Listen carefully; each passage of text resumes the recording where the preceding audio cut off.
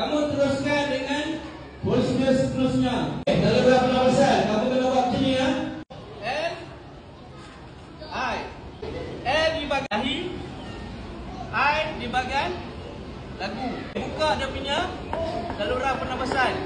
Bila kamu dah buka, gunakan jari berhenti, minta akan digeser untuk bahagian dalam mulut. Buka LI.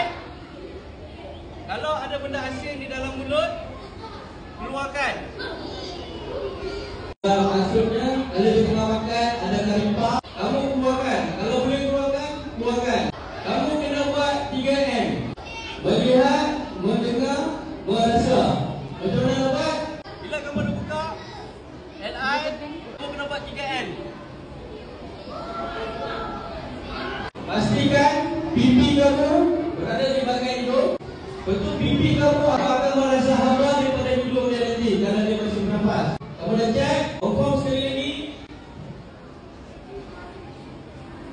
10 saat, kita tengok 10 saat, bilang 1, 2, 3 sampai 10. Okey, cek nadi balik. 5 saat. Okey, dah cek, confirm nadi tak ada. Buat tangan macam ni, duduk melutut, tekan sebanyak 30 kali. 1, 2, 3, 4, 5, 6, 7, 8 sampai 30. Dapat?